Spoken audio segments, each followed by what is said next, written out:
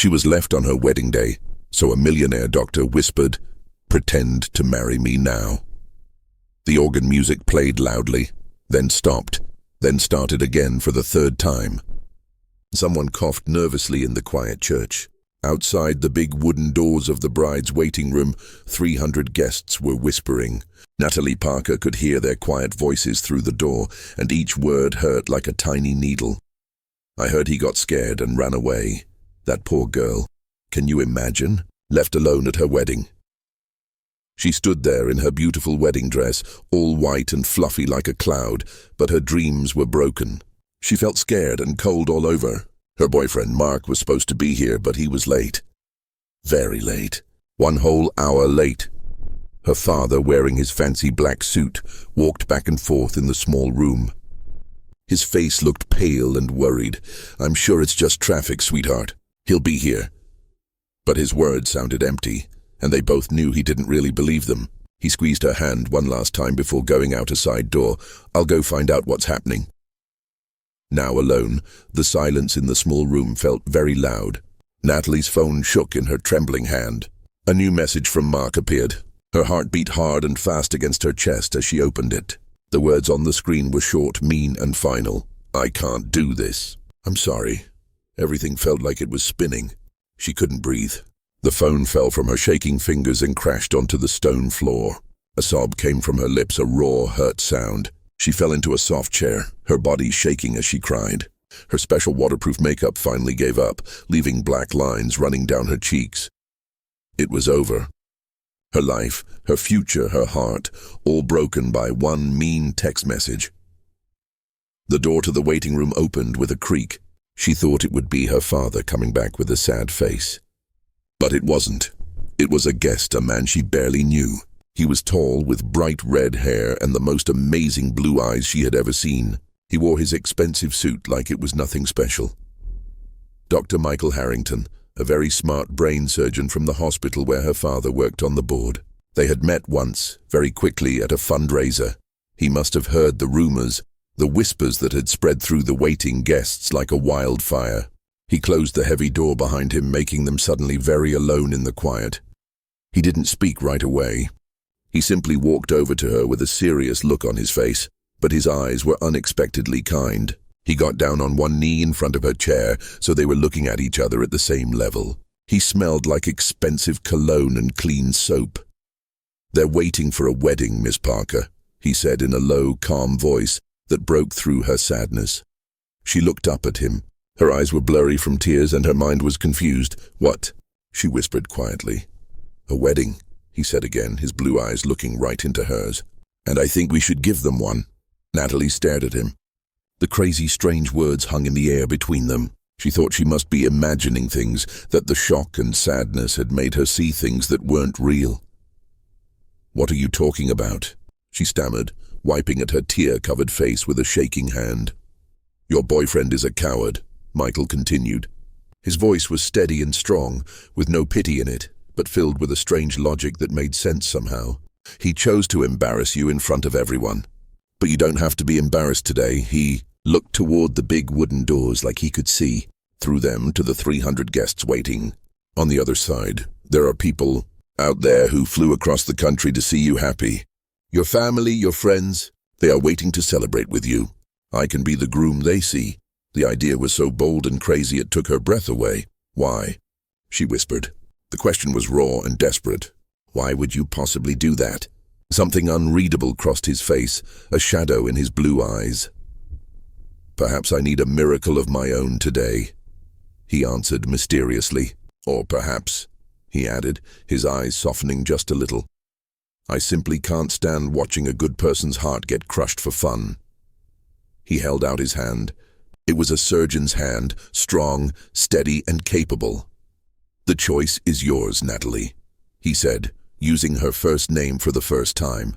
Hearing her name in his low voice felt both close and strange. "You can walk out that door and be remembered as the bride who was left alone at the altar, or you can walk out as Mrs. Harrington."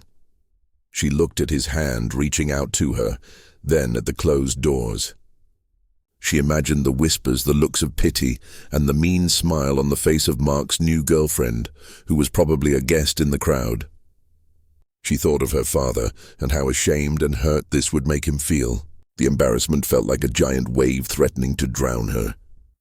Michael's offer was like a rope to save her, a crazy, impossible, scary rope, but it was the only one she had. In a moment of pure, complete desperation, she made a choice. She chose to fight back instead of giving up. She chose to save herself. She placed her trembling hand in his. "Okay," she whispered. That single word sealed her fate. He gave a slow, satisfied nod. That was his only response. He stood up, gently pulling her up with him. He reached into his suit jacket and pulled out a clean white handkerchief. With surprising gentleness, like a doctor would be careful with a patient, he carefully wiped the tear tracks on her cheeks. His touch was light and not too personal, yet it felt very intimate. He leaned in close. His lips brushed against her ear, and she could feel his warm breath against her skin. He whispered the 5 words that would change her life, forever. "Pretend to marry me now." He then turned and pulled open the heavy wooden doors. The first loud notes of the wedding march filled the room, flooding in like water. The entire group of people, who had been whispering about a cancellation, suddenly fell completely silent in shock. He offered her his arm with a cool, unreadable look of confidence. "Ready, wife?" he murmured, a dangerous sparkle in his blue eyes. Together, they stepped out of the shadows and into the bright, harsh light of the church, walking toward the altar and into the heart of the most beautiful, terrifying lie she had ever told. The walk down the aisle was the longest 10 yards of Natalie's life. A wave of loud gasps and frantic whispers followed them like the train of her wedding gown. She kept her eyes fixed straight ahead on the altar, not daring to look at the sea of shocked, confused faces. She could feel Michael's solid, reassuring presence at her side. His arm was linked with hers, like a steady anchor in the storm she was in. At the front of the church, her father stood with a look of complete confusion on his face. He looked from his daughter to the strange, powerful man at her side. His mouth opened and closed, but no sound came out. As they reached him, Michael leaned in and spoke to him in a voice too low for anyone else to hear. "Trust me," he said. A simple, firm command. He gave a slight nod, a gesture that seemed to magically calm her father's panic. They arrived at the altar where the man performing the ceremony, a kind, elderly man, was looking at them over his glasses like they had both grown a second head. "There's been a change of plans," Michael said to him in a low voice that commanded authority and wouldn't accept any argument. "Continue with the ceremony." The man, flustered but clearly intimidated, fumbled with his book and cleared his throat. The rest of the ceremony felt like a strange dream. When the time came for the vows, Natalie's mind went blank. She had spent months memorizing the promises she had written for Mark, and now they were like ashes in her mouth. Michael, sensing her panic, gave her hand a slight, reassuring squeeze. He turned to her, and when he spoke, his voice was clear, steady, and filled with shocking, breathtaking honesty. "I, Michael," he began, his blue eyes locked on hers, "take you, Natalie, to be my wife. I promise to honor you, to protect you from all harm, and to be your safe place from this day forward. When you face uncertainty, I will be your strength. When you face sadness, I will be your comfort. This I promise to you." It was perfect improvisation. The words were so perfect, so fitting for their strange situation, that they sounded more real than any pre-written words could. Now it was her turn. She took a shaky breath, looking into the eyes of the stranger who had just saved her. "I, Natalie," she whispered. Her voice was trembling but clear. "Take you, Michael, to be my husband. I promise to trust in your strength, to accept your protection, and to stand by your side today and for all the days to come." The man performing the ceremony, still looking utterly confused, finally stammered. "Then by the power given to me, I now pronounce you husband and wife. You may kiss the bride."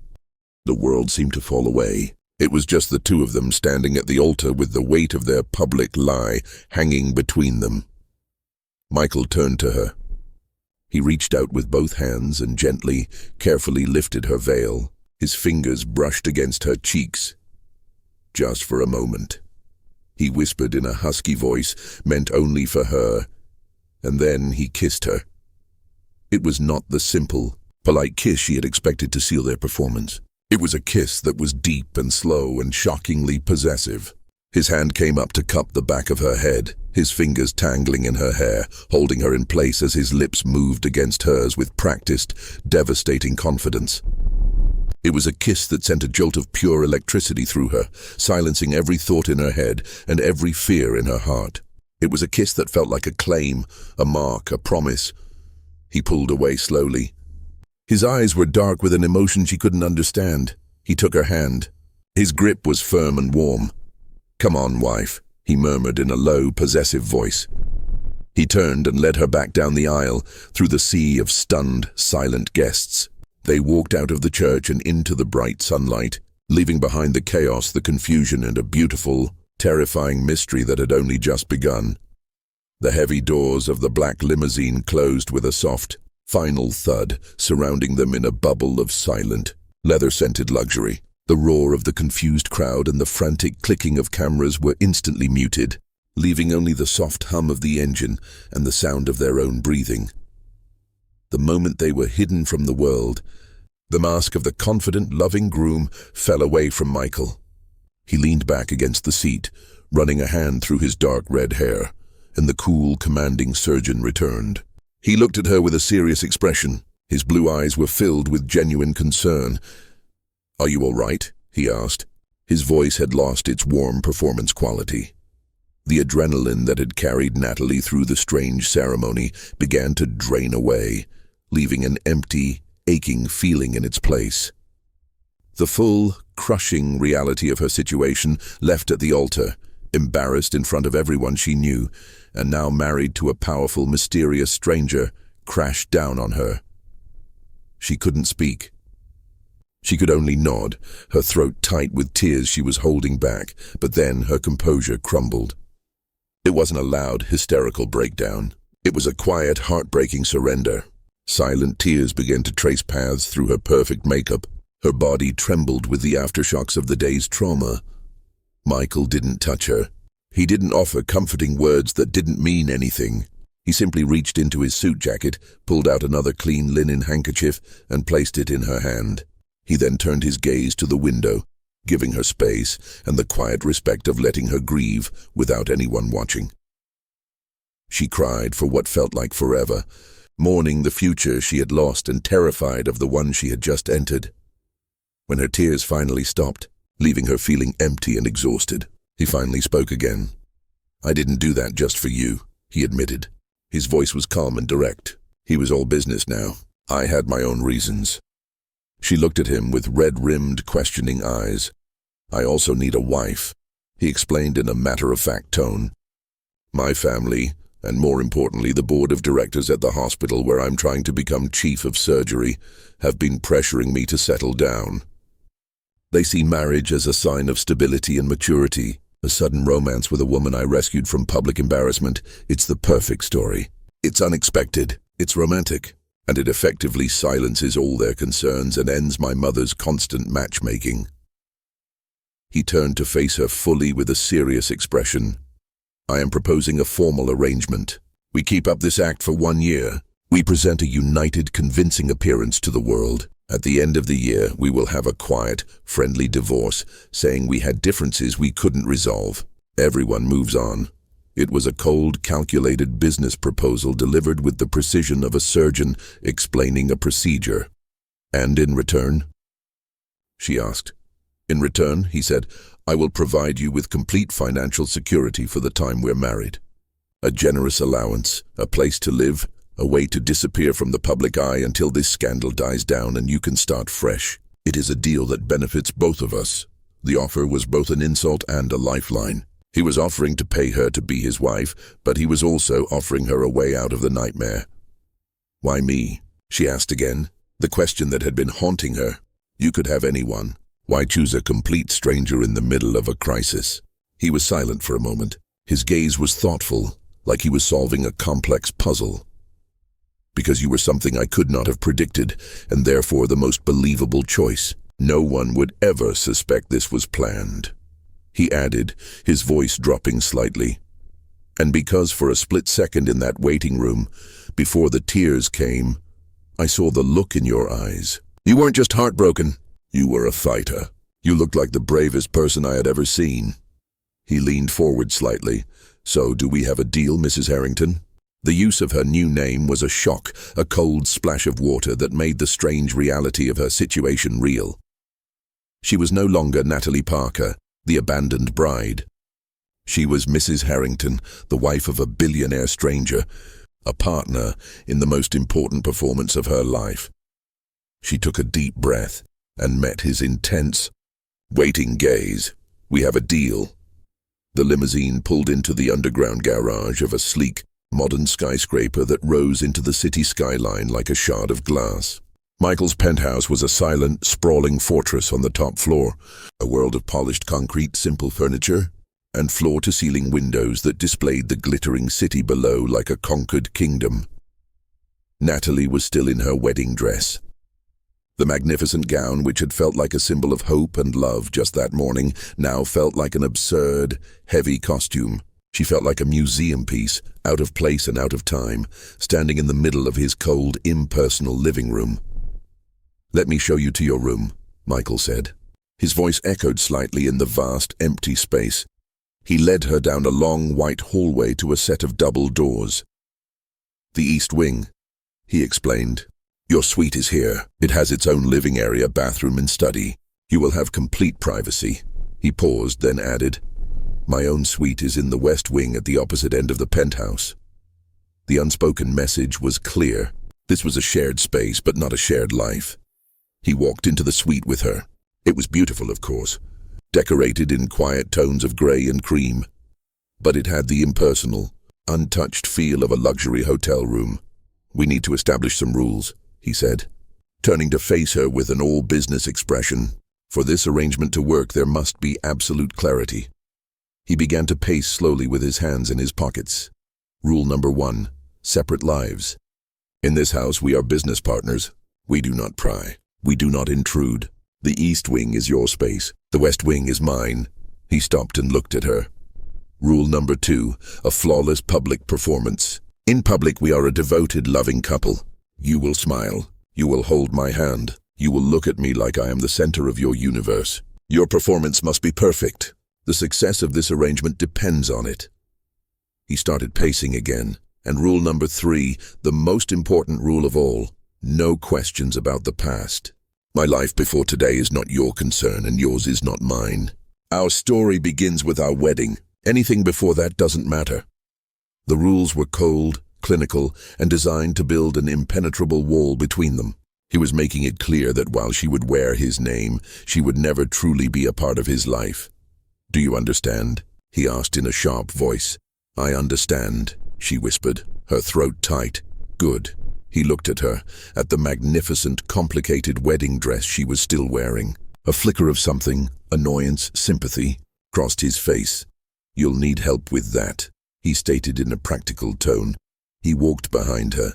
"Turn around." She did as she was told, her back to him, her heart beginning to beat hard and fast against her ribs. She heard him take a breath, and then she felt his hands cool and steady at the top of her spine. Her dress had a row of what felt like 100 tiny silk-covered buttons, an impossible task to manage on her own. With practiced efficiency, like a doctor would work, he began to undo them one by one. His touch was impersonal, the detached movements of a surgeon, but the closeness of the act was overwhelming. His knuckles brushed against her bare skin, and a jolt of electricity, sharp and unexpected, shot through her. She flinched, a tiny, involuntary movement. His hand stopped for a fraction of a second. He said nothing. He simply continued, his movements perhaps a little faster now, a little less steady. She could feel the warmth of his body behind her and could smell the faint, clean scent of his cologne. The silence in the room was deafening, filled only by the soft pop of each button being released. When he reached the last button at the small of her back, his fingers grazed her skin one final time. The spark was undeniable, a silent acknowledgement of an attraction that had no place in their cold, calculated arrangement. He stepped back suddenly. The spell was broken. "Good night, Natalie," he said in a low, rough voice. He turned and walked out of the room without another word, leaving her standing in the middle of the luxurious suite, her body still tingling from the ghost of his touch. She was terrified, and intrigued and utterly alone with the mysterious stranger. She had just married. The first true test of their arrangement came 3 days later in the form of a formal dinner. Invitation delivered on thick, cream-colored cardstock. It was a summons. Michael's mother, Eleanor Harrington, demanded to see her son and his bride. "My mother does not approve of surprises," Michael warned her as they prepared to leave that evening. He stood in the doorway of her suite, watching as she fastened a pair of diamond earrings he had provided. "She is a powerful woman. She will be looking for any weakness, any sign that this is not what it appears to be. Do not give her one." The Harrington family estate was a sprawling old money mansion that made Michael's modern penthouse feel like a sterile laboratory. The air was thick with the scent of old wood, beeswax, and inherited power. Eleanor Harrington was exactly as powerful as Michael had described.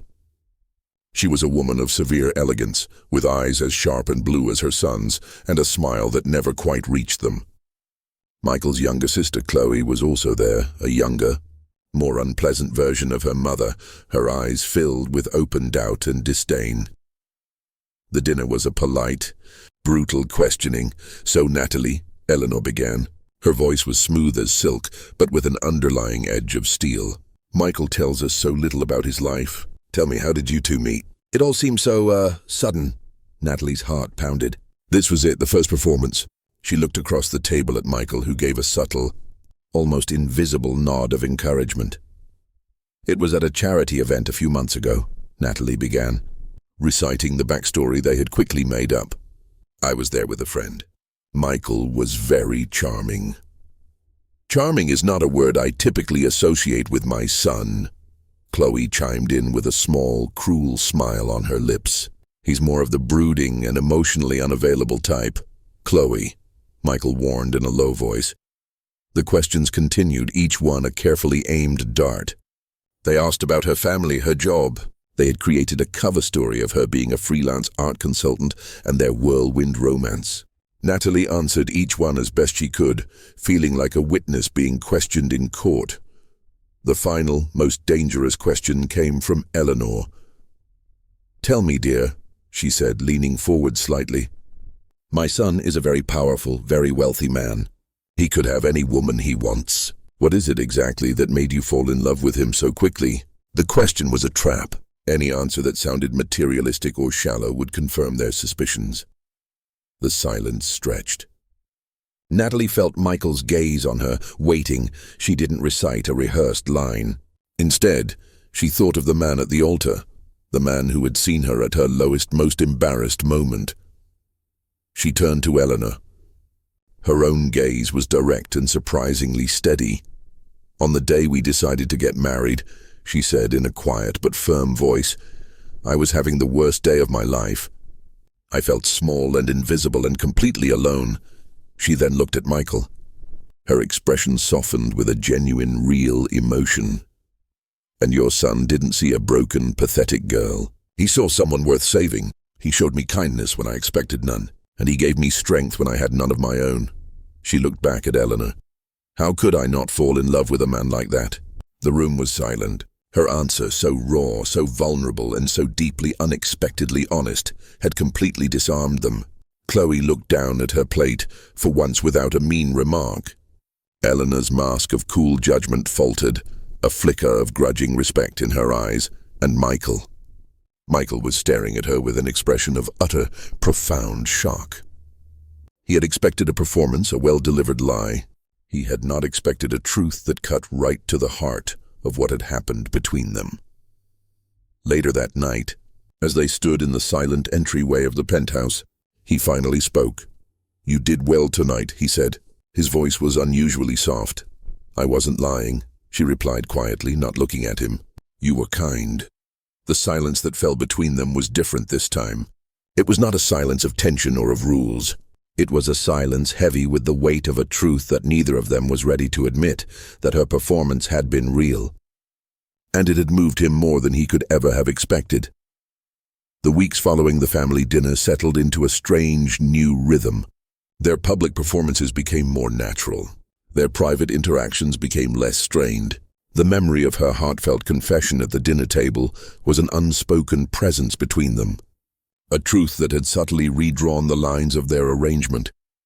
The outside world, however, had not forgotten the scandal of Natalie's first failed wedding. Mark, her ex-fiancé, had been in a state of shock and disbelief. The woman he had so casually thrown away had not faded into obscurity as he had expected. Instead, she had been spectacularly, impossibly caught by the city's most eligible and powerful bachelor. His ego was bruised, his social standing diminished. He had gone from being the man who dumped Natalie Parker to the fool who let Mrs. Michael Harrington get away. Consumed by a toxic mixture of regret and wounded pride, he decided he had to see her. He had to get her back. He showed up at Montgomery General Hospital one afternoon, using his old familiarity with Natalie's family to get past the front desk.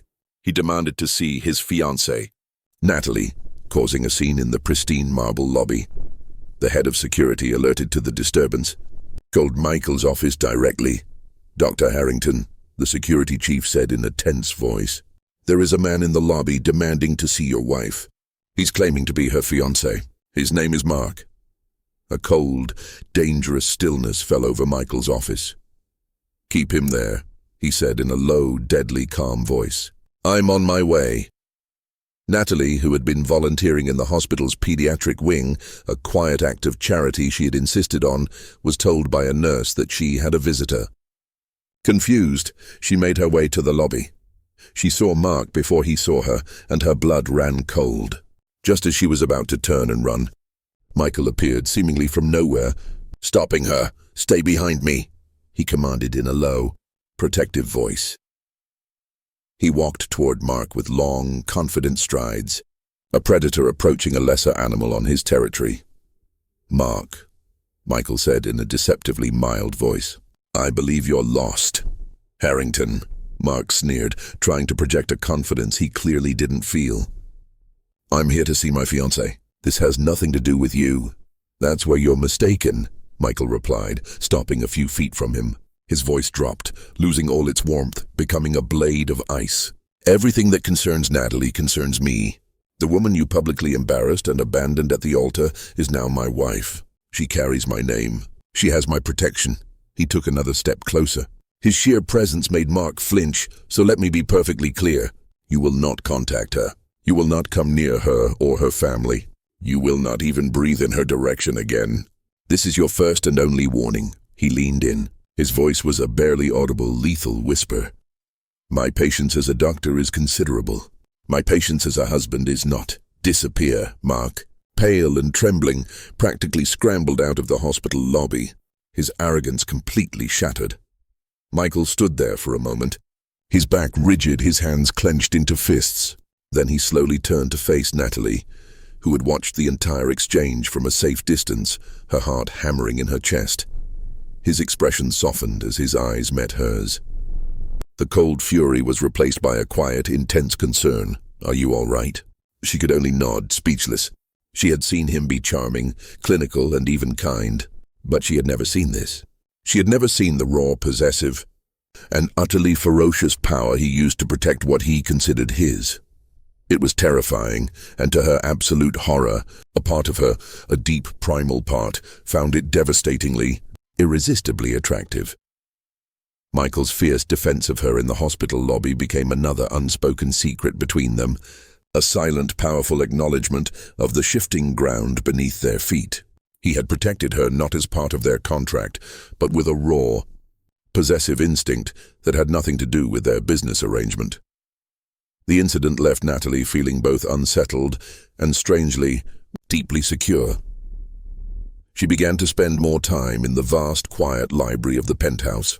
It was her sanctuary, a place where she could lose herself in stories and escape the confusing reality of her own life. The library was clearly Michael's as well, though he rarely used it. It was filled with thousands of books, mostly medical textbooks and biographies of great leaders. But one section was different. It was a small, dusty shelf in the corner filled with old high school and college yearbooks. One rainy afternoon, driven by restless curiosity, she pulled one of them down. It was a leather-bound yearbook from Northgate Preparatory, a fancy local high school dated over a decade ago. She flipped through the pages, seeing the younger faces of the city's elite, and then she found him. A much younger Michael Harrington stared out from a group photo of the science club. His red hair was longer, his face thinner, but the intense, intelligent blue eyes were unmistakable. He looked serious, a little awkward, a world away from the powerful, confident man he was today. She smiled, a fond, private smile, and then her eyes drifted to the boy standing next to him. A boy with a wide, easy grin, his arm slung casually around Michael's shoulders. The name printed below the photo made her blood run cold. Leo Parker. The yearbook slipped from her numb fingers, clattering onto the polished floor. It couldn't be. Leo Parker was her older brother. Her brilliant, funny, beloved older brother who had died in a car accident when she was just a girl, more than 10 years ago. An accident her family never, ever spoke about in detail. The grief was a silent, gaping wound that had never truly healed. Her hands trembled as she picked up the book again, staring at the photo. Michael and Leo standing side by side, grinning, the very picture of teenage friendship. Her mind raced, a chaotic storm of questions. Michael had known her brother. He had never said a word. He had seen her at the wedding, heard her name, Natalie Parker, and had shown no sign of recognition. Rule number 3, no questions about the past, suddenly felt less like a professional boundary and more like a sinister, deliberate wall. Was it possible? Was his rescue at the wedding, his sudden, impulsive decision to marry her, a complete stranger, really just a random act? Or was it something else? She frantically flipped through the yearbook, her heart pounding. She found another photo. This one was a casual shot of the debate team. Michael and Leo were there again, laughing, heads close together as if sharing a secret. And in the background, almost out of focus, was a younger girl with long blonde hair watching them with a look of adoration. A much younger Natalie Parker, who used to follow her big brother everywhere. He had known who she was the whole time. The realization hit her with the force of a physical blow. Their entire relationship, their chance encounter, their contract, all of it had been built on a foundation of lies far deeper than she could have ever imagined. She stood there, in the silent library, with the open yearbook in her hands and the smiling face of her dead brother looking up at her. The man she was falling in love with, the man who had saved her, was connected to the greatest tragedy of her life, and he had never said a word. The silence of the library roared in Natalie's ears. She stood frozen, the yearbook open in her hands, the smiling face of her brother like a ghostly accusation. The carefully constructed world she had been living in for the past few months shattered. The pieces fell around her like sharp, glittering shards of glass.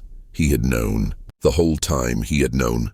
A cold, hard anger, an anger born of a betrayal so profound it felt like a physical wound, began to burn through her shock. She closed the yearbook with a snap that echoed in the silent room and marched out of the library, her purpose like a blade of ice in her heart. She found him in his study, reviewing a set of brain scans on a large, glowing monitor. He looked up as she entered, a flicker of surprise on his face at her abrupt entrance. She didn't say a word. She walked to his desk and slammed the yearbook down in front of him. The sound made him flinch. It was open to the page with the science club photo. "Who is this, Michael?" she asked. Her voice was dangerously quiet, trembling with barely suppressed rage. He looked down at the photo. The color drained from his face. His cool professional mask crumbled, revealing a look of raw, panicked shock. He looked like a man who had just seen a ghost. "Natalie, he began in a hoarse whisper. "Don't," she cut him off, her voice rising. "Don't you dare lie to me. Not anymore. You knew him. You knew my brother. He couldn't meet her eyes. He stared at the photo, at the smiling face of the boy who had been his friend. "Yes," he admitted. The word was barely audible. "And you knew who I was?" She pressed on, her voice breaking.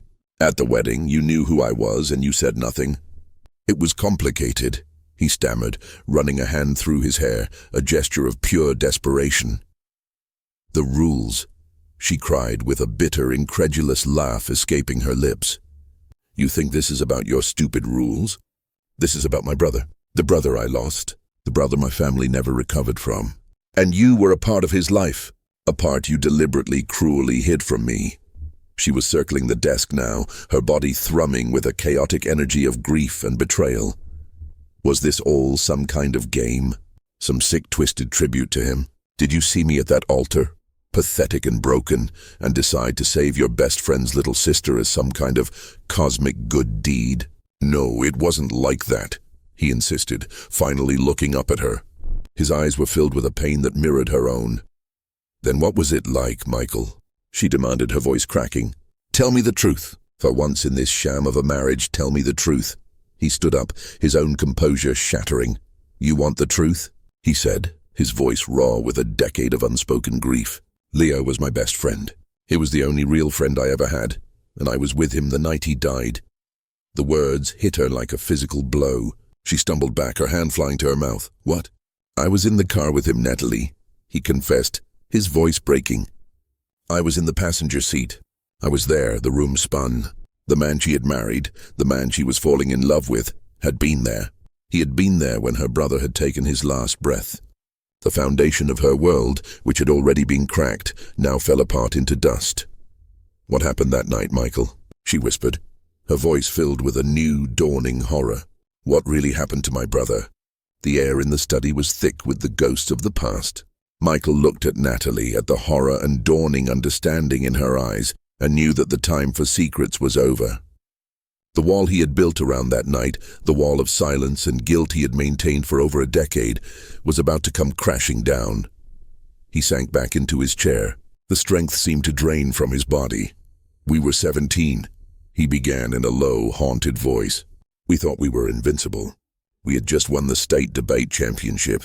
Leo was driving. We were on top of the world." He stared at a point on the far wall, his eyes seeing not his pristine office, but a dark, rain-slicked road from a lifetime ago. It was late. We were on our way back from a celebration party. We weren't drinking. We weren't speeding. We were just happy. He paused, taking a shaky breath. A car came out of nowhere. It ran a red light doing at least 80. It was a black sedan. It hit us on the driver's side. He closed his eyes. The memory was as vivid and brutal as if it had happened yesterday. There was a sound, a terrible sound of metal and glass. And then silence. "I woke up in the hospital a day later," he continued, his voice flat, empty of emotion. "A broken arm, a concussion, some cracked ribs. But I was alive. Leo was pronounced dead at the scene." Natalie listened, her body numb, her heart a cold, heavy stone in her chest. "The police report," Michael said, his voice turning hard, "was a work of fiction. It said Leo had lost control of the car on the wet road. A tragic accident, a single-car incident. The other car, the black sedan, was never mentioned. It was as if it had never been there." "But you were there," Natalie whispered. "You saw it." "Yes," he said with a bitter, self-loathing edge to his voice. "I saw it and I told them.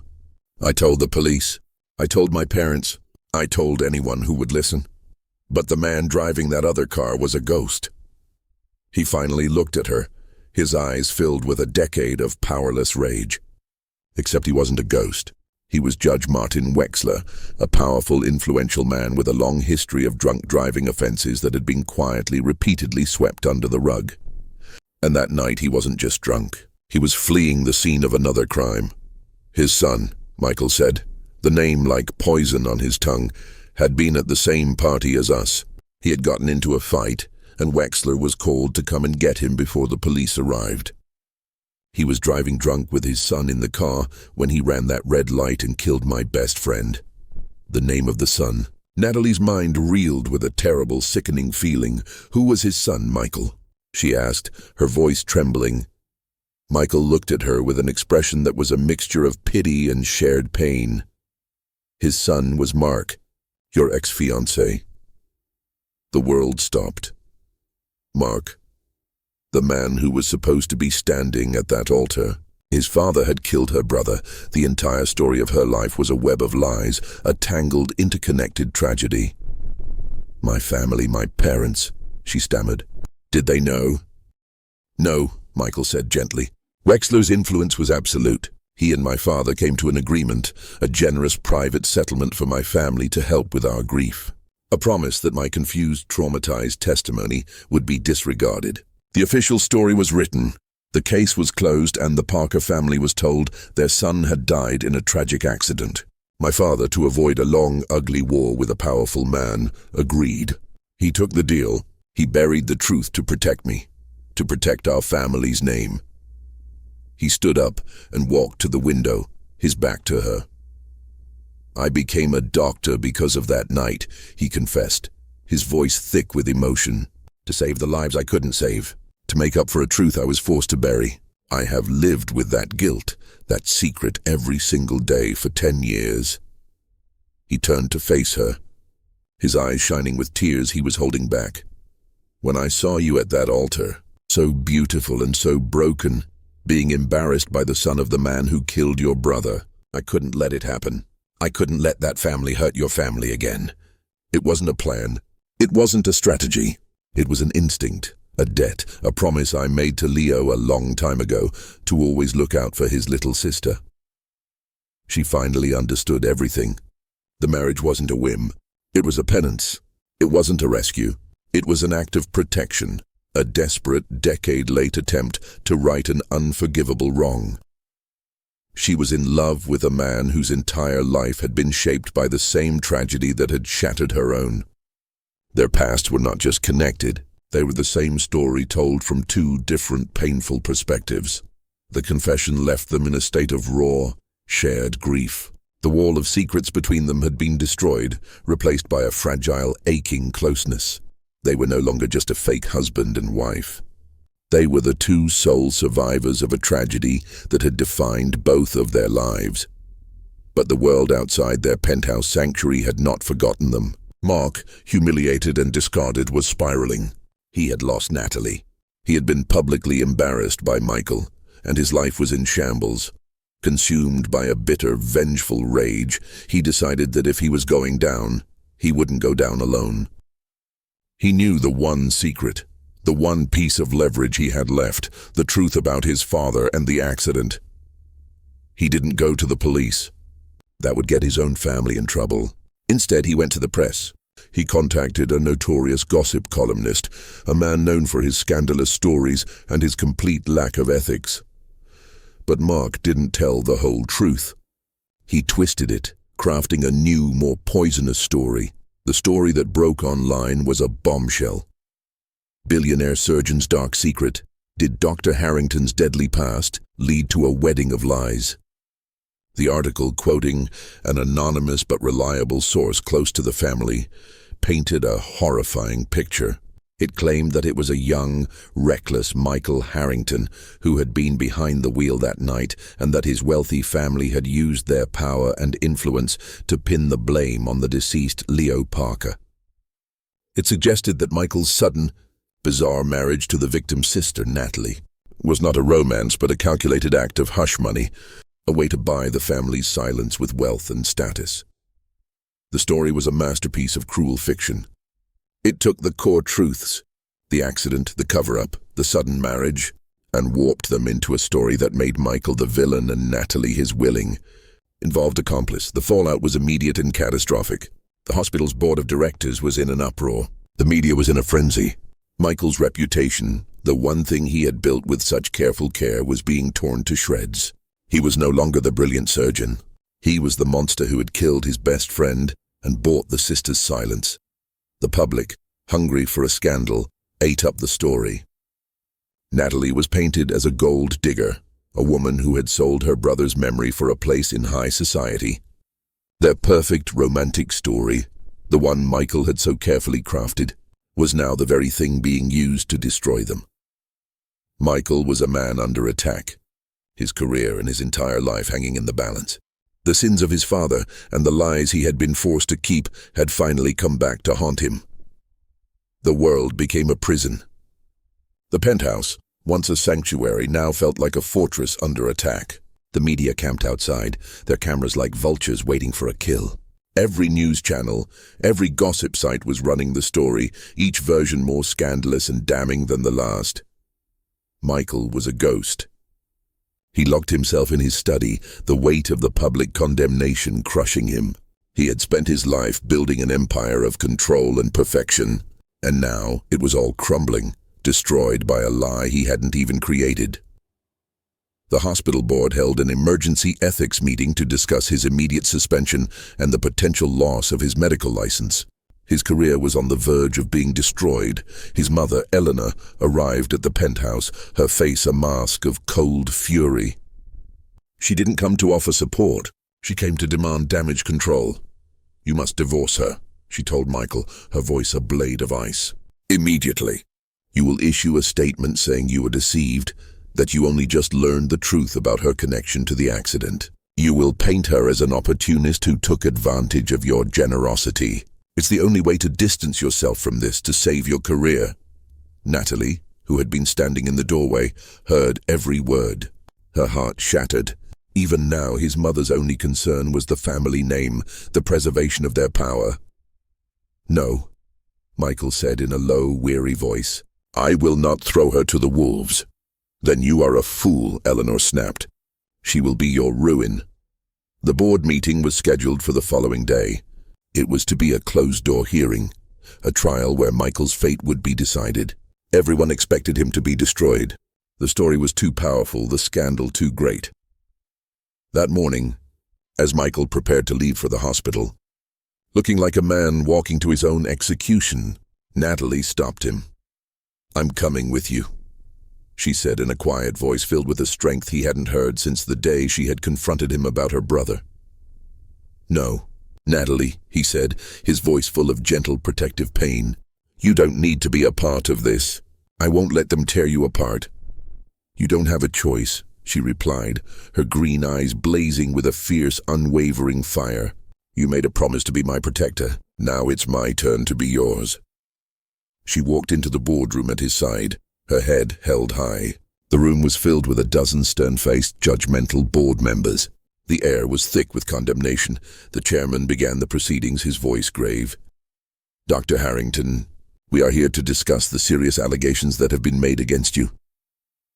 "Before you begin," Natalie interrupted, her voice clear and steady, commanding the attention of the entire room. "There is something you all need to hear." They all turned to look at her, surprised by her boldness. "My name is Natalie Parker," she began. "And yes, Leo Parker was my brother." She took a deep breath, her gaze sweeping across the faces of the powerful men and women who were about to destroy the man she loved.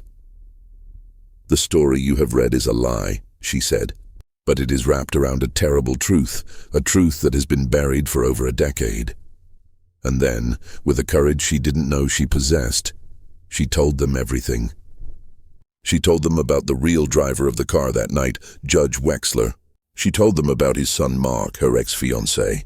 She told them about the cover-up, the deal her family had been forced to accept, the way the system had failed her brother, and then she told them about Michael. She told them about his guilt, his penance, his decade-long quest to honor his friend's memory. She told them how he had seen her at the altar, broken and embarrassed by the son of the man who had killed her brother, and how he had stepped in, not as part of a conspiracy, but as an act of profound, desperate protection. "You have accused this man of buying my silence," she said, her voice ringing with powerful emotional truth. "You are wrong. He gave me back my voice. He gave my brother the justice he was denied. The man you see as a monster is the most honorable man I have ever known." She finished, her body trembling, her heart pounding. She had laid her family's deepest, most painful secrets bare to save him. She had chosen him publicly, completely and unconditionally. The boardroom was silent. The board members stared at her, their expressions a mixture of shock, awe, and dawning understanding. She had not just defended him. She had rewritten the entire story. Natalie's testimony was a bombshell that destroyed the false story Mark had created. In the weeks that followed, the truth, now officially supported by her public statement, came out. An internal investigation quietly confirmed the details of the cover-up. Judge Wexler, facing imminent disgrace, took an early retirement and disappeared from public life. Mark and his family were ruined, their names forever linked with a scandal they could never escape. Michael's name was cleared. The board issued a public statement of their unwavering support for him, and he was unanimously voted in as the new chief of surgery. He was more powerful and more respected than ever before.